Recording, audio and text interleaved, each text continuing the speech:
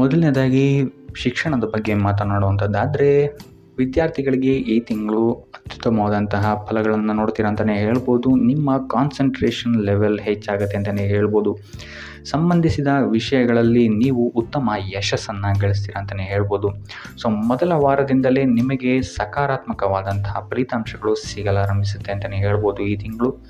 ಇನ್ನು ಸ್ಪರ್ಧಾತ್ಮಕ ಪರೀಕ್ಷೆಗಳಲ್ಲೇನಾದರೂ ನೀವು ಪಾಲ್ಗೊಳ್ತಾ ಇದ್ದೀರಾ ಅಂತ ಹೇಳಿದ್ರೆ, ಇಲ್ಲಿ ನೀವು ಉತ್ತಮ ಅಂಕವನ್ನು ಪಡೆಯುವಂತಹ ಸಾಧ್ಯತೆ ಹೆಚ್ಚಾಗಿದೆ ಅಂತಲೇ ಹೇಳ್ಬೋದು. ಇನ್ನು ಪ್ರಥಮ ದರ್ಜೆಯ ವಿದ್ಯಾರ್ಥಿಗಳಿಗೆ ಸಮಯ ಅತ್ಯುತ್ತಮವಾಗಿದೆ. ಮೂರನೇ ವಾರ ಸ್ವಲ್ಪ ತೊಂದರೆಗಳು ಉಂಟಾದರೂ ಸಹಿತ ಕೊನೆಯ ವಾರ ಉತ್ತಮವಾಗಿರುತ್ತೆ ಅಂತಲೇ ಹೇಳ್ಬೋದು. ಇನ್ನು ಇಂಜಿನಿಯರಿಂಗ್ ಅಥವಾ ಕಲಾತ್ಮಕ ಕ್ಷೇತ್ರದಲ್ಲಿ ಓದ್ತಾ ಇರುವಂತಹ ವಿದ್ಯಾರ್ಥಿಗಳಿಗೂ ಸಹಿತ ಈ ತಿಂಗಳು ಉತ್ತಮವಾದಂತಹ ಫಲಗಳನ್ನು ನೋಡ್ತೀರಾ ಅಂತಲೇ ಹೇಳ್ಬೋದು. ಒಟ್ಟಾರೆಯಾಗಿ ವಿದ್ಯಾರ್ಥಿಗಳಿಗೆ ಈ ತಿಂಗಳು ಪಾಸಿಟಿವ್ ರಿಸಲ್ಟ್ಸ್ಗಳೇ ಹೆಚ್ಚಾಗಿ ಸಿಗುತ್ತೆ ಅಂತಲೇ ಹೇಳ್ಬೋದು. ಇನ್ನು ಕುಟುಂಬ ವಿಚಾರಕ್ಕೆ ಬರುವಂಥದ್ದಾದರೆ, ಕುಟುಂಬ ವಿಚಾರದಲ್ಲಿ ನಿಮ್ಮ ಮಕ್ಕಳ ಆರೋಗ್ಯದ ಬಗ್ಗೆ ಸ್ವಲ್ಪ ಎಚ್ಚರ ವಹಿಸುವಂಥದ್ದು ಉತ್ತಮವಾಗಿರುತ್ತೆ. ಇದಲ್ಲದೆ ಅವರ ಶಿಕ್ಷಣಕ್ಕೆ ಸಂಬಂಧಿಸಿದಂತೆ ಈ ತಿಂಗಳು ನಿಮಗೆ ಸ್ವಲ್ಪ ತೊಂದರೆ ಕಾಡ್ಬೋದು ಅಂತಲೇ ಹೇಳ್ಬೋದು. ಆದ್ದರಿಂದ ಅವರ ಆರೋಗ್ಯದ ಬಗ್ಗೆ ಹೆಚ್ಚು ಗಮನ ವಹಿಸುವಂಥದ್ದು ಉತ್ತಮವಾಗಿರುತ್ತೆ. ಇದಲ್ಲದೆ ನಿಮ್ಮ ವೈವಾಹಿಕ ಜೀವನದಲ್ಲೂ ಅಷ್ಟೇ ನೀವು ಸ್ವಲ್ಪ ತಾಳ್ಮೆಯನ್ನು ವಹಿಸಬೇಕಾಗತ್ತೆ. ನಿಮ್ಮ ಸಂಗಾತಿಯ ಭಾವನೆಗಳಿಗೆ ನೀವು ಸ್ವಲ್ಪ ಸ್ಪಂದಿಸಬೇಕಾಗತ್ತೆ. ಇಲ್ಲ ಅಂತ ಹೇಳಿದರೆ ನಿಮ್ಮ ಕುಟುಂಬದಲ್ಲಿ ಇದೊಂದು ಸ್ವಲ್ಪ ಬಿರುಕನ್ನು ಮೂಡಿಸಬಹುದು. ಆದ್ದರಿಂದ ನಿಮ್ಮ ವೈವಾಹಿಕ ಜೀವನದಲ್ಲಿ ಸ್ವಲ್ಪ ಉತ್ಸಾಹವನ್ನು ನೀವು ತರುವಂಥದ್ದು ಉತ್ತಮವಾಗಿರುತ್ತೆ. ಬಹಳ ದಿನಗಳಿಂದ ಮದುವೆಗೆ ನೋಡ್ತಾ ಇರುವಂಥವ್ರಿಗೂ ಸಹಿತ ಈ ಸಮಯದಲ್ಲಿ ಉತ್ತಮವಾದಂತಹ ಆಫರ್ಸ್ಗಳು ಬರ್ಬೋದು ಅಂತಲೇ ಹೇಳ್ಬೋದು. ಇನ್ನು ಇದಲ್ಲದೆ ನಿಮ್ಮ ಪೋಷಕರಿಗೆ ಈ ತಿಂಗಳು ನಿಮ್ಮ ಸಲಹೆ ಮತ್ತು ಸಹಕಾರ ಬೇಕಾಗ್ಬೋದು ಅಂತಲೇ ಹೇಳ್ಬೋದು. ಕುಟುಂಬದಲ್ಲಿ ಆದಷ್ಟು ತಾಳ್ಮೆಯಿಂದಿರಲು ಈ ತಿಂಗಳು ಪ್ರಯತ್ನಿಸಿ. ಯಾವುದೇ ರೀತಿ ಬರುವಂತಹ ಸಂದರ್ಭಗಳನ್ನು ಪ್ರೀತಿಯಿಂದ ನಿಭಾಯಿಸಲು ಪ್ರಯತ್ನ ಪಡಿ. ಒಟ್ಟಾರೆಯಾಗಿ ಕುಟುಂಬ ವಿಚಾರದಲ್ಲಿ ಈ ತಿಂಗಳು ನಿಮಗೆ ಮಿಶ್ರ ಫಲ ಅಂತಲೇ ಹೇಳ್ಬೋದು. ಇನ್ನು ಆರೋಗ್ಯ ವಿಚಾರಕ್ಕೆ ಬರುವಂಥದ್ದಾದರೆ, ಆರೋಗ್ಯ ವಿಚಾರದಲ್ಲಿ ಈ ತಿಂಗಳು ನಿಮಗೆ ಸಾಮಾನ್ಯವಾಗಿರುತ್ತೆ ಅಂತಲೇ ಹೇಳ್ಬೋದು. ಆದ್ದರಿಂದ ನಿಮ್ಮ ಆಹಾರದ ಬಗ್ಗೆ ಸ್ವಲ್ಪ ಎಚ್ಚರಿಕೆ ವಹಿಸಿ. ಕರಿದ ಆಹಾರದಿಂದ ದೂರ ಇದ್ದಷ್ಟು ಒಳ್ಳೆಯದು. ಇದಲ್ಲದೆ ಇಲ್ಲಿ ನಿಮ್ಮ ಮಾನಸಿಕ ಒತ್ತಡ ಸ್ವಲ್ಪ ಹೆಚ್ಚಾಗುವಂತಹ ಸಾಧ್ಯತೆ ಇದೆ ಅಂತ ಹೇಳ್ಬೋದು. ಆದ್ದರಿಂದ ಹೆಚ್ಚು ವಿಶ್ರಾಂತಿಯನ್ನು ತಗೊಳ್ಳುವಂಥದ್ದು ಮತ್ತು ಯೋಗ ಮತ್ತು ಧ್ಯಾನವನ್ನು ಮಾಡುವಂಥದ್ದು ನಿಮಗೆ ಇಲ್ಲಿ ಸಹಕಾರಿಯಾಗಿದೆ ಅಂತಲೇ ಹೇಳ್ಬೋದು. ಇದಲ್ಲದೆ ಈ ತಿಂಗಳು ನಿಮಗೆ ಹಲ್ಲಿಗೆ ಸಂಬಂಧಿಸಿದಂತಹ ನೋವುಗಳು ಸ್ವಲ್ಪ ಬಾಧಿಸ್ಬೋದು ಅಂತಲೇ ಹೇಳ್ಬೋದು.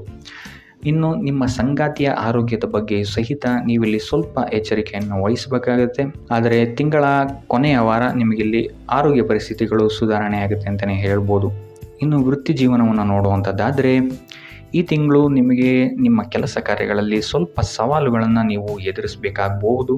ಆದ್ದರಿಂದ ನಿಮ್ಮ ಬುದ್ಧಿಶಕ್ತಿ ಮತ್ತು ನಿಮ್ಮ ಉತ್ತಮ ಕಾರ್ಯವೈಖರಿಯನ್ನು ಬಳಸ್ಕೊಳ್ಬೇಕಾದಂತಹ ಸಮಯ ಈ ತಿಂಗಳು ನಿಮಗೆ ಬರಬಹುದು. ಸಮಸ್ಯೆಗಳ ಬಗ್ಗೆ ಚಿಂತೆ ಮಾಡದೆ ಆದಷ್ಟು ಪರಿಹಾರದ ಬಗ್ಗೆ ಹೆಚ್ಚು ಗಮನವನ್ನು ಕೊಡುವಂಥದ್ದು ನಿಮಗಿಲ್ಲಿ ಪಾಸಿಟಿವ್ ರಿಸಲ್ಟನ್ನು ಕೊಡುತ್ತೆ ಅಂತಲೇ ಹೇಳ್ಬೋದು. ವೃತ್ತಿ ಜೀವನದಲ್ಲಿ ಆದಷ್ಟು ಸ್ಕಿಲ್ಸ್ಗಳನ್ನು ಅಪ್ಗ್ರೇಡ್ ಮಾಡ್ಕೊಳ್ಳೋಕ್ಕೆ ಟ್ರೈ ಮಾಡಿ. ಇದರಿಂದ ನಿಮಗೆ ಮುಂದೆ ಬರುವಂತಹ ಅವಕಾಶಗಳಿಗೆ ಹೆಚ್ಚು ಸಹಕಾರಿಯಾಗಿರುತ್ತೆ ಅಂತಲೇ ಹೇಳ್ಬೋದು. ಇದಲ್ಲದೆ ಕೆಲಸದ ಒತ್ತಡ ನಿಮ್ಮ ಮೇಲೆ ಹೆಚ್ಚು ಬಾಧೆಯನ್ನು ನೀಡದಂತೆ ನೋಡಿಕೊಳ್ಳಿ. ಆದಷ್ಟು ಯೋಗ ಧ್ಯಾನವನ್ನು ಮಾಡುವಂಥದ್ದು ಉತ್ತಮವಾಗಿರುತ್ತೆ. ಕೊನೆಯ 2 ವಾರಗಳು ನಿಮಗೆ ಸಕಾರಾತ್ಮಕವಾದಂತಹ ಫಲಿತಾಂಶಗಳನ್ನು ನಿಮ್ಮ ಕಾರ್ಯಕ್ಷೇತ್ರದಲ್ಲಿ ಇದು ಒದಗಿಸುತ್ತೆ ಅಂತಲೇ ಹೇಳ್ಬೋದು. ಇನ್ನು ಉದ್ಯೋಗ ಏನಾದರೂ ಬದಲಾಯಿಸಬೇಕು ಅಂತಿದ್ರೆ ಅಥವಾ ಹೊಸ ಉದ್ಯೋಗವನ್ನೇನಾದರೂ ನೀವು ಹುಡುಕ್ತಾ ಇದ್ದೀರಾ ಅಂತ ಹೇಳಿದ್ರೆ, ನಿರೀಕ್ಷಿತ ಫಲಿತಾಂಶವನ್ನು ನೀವು ಪಡೆಯಲು ಹೆಚ್ಚು ಶ್ರಮವನ್ನು ಹಾಕಬೇಕಾಗ್ಬೋದು ಈ ತಿಂಗಳು.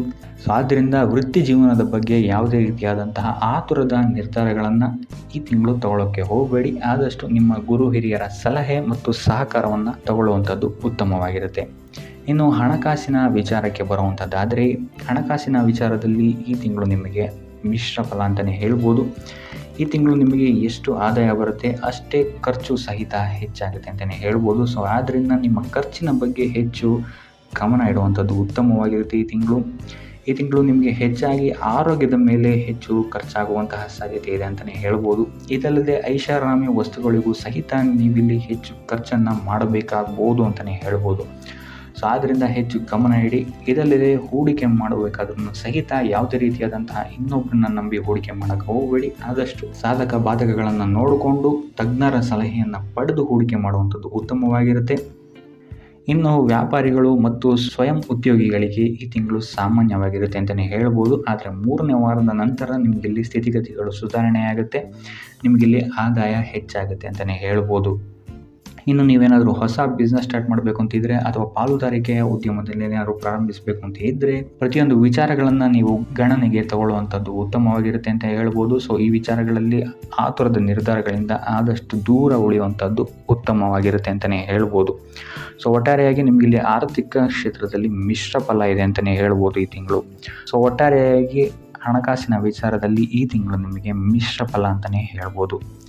ಇನ್ನು ಉಪಾಯ ವಿಚಾರಕ್ಕೆ ಬರುವಂಥದ್ದಾದರೆ ಸೋಮವಾರದಂದು ಶಿವಾಲಯಕ್ಕೆ ಭೇಟಿ ನೀಡುವುದು ಅಥವಾ ಹಾಲಿನ ಅಭಿಷೇಕವನ್ನು ನೀಡುವಂಥದ್ದು ಮತ್ತು ಕೈಲಾದಷ್ಟು ದಾನವನ್ನು ಮಾಡುವಂಥದ್ದು ಸಹಿತ ನಿಮಗಿಲ್ಲಿ ನಿಮ್ಮ ಕಾರ್ಯಕ್ಷೇತ್ರದಲ್ಲಿ ಬರುವಂತಹ ಪ್ರತಿಯೊಂದು ವಿಘ್ನಗಳನ್ನು ನಿವಾರಣೆ ಮಾಡೋಕ್ಕೆ ಸಹಾಯ ಆಗುತ್ತೆ ಅಂತಲೇ ಹೇಳ್ಬೋದು. ಸೊ ಇದಾಗಿತ್ತು ಈ ತಿಂಗಳ ನಿಮ್ಮ ರಾಶಿ ಭವಿಷ್ಯ.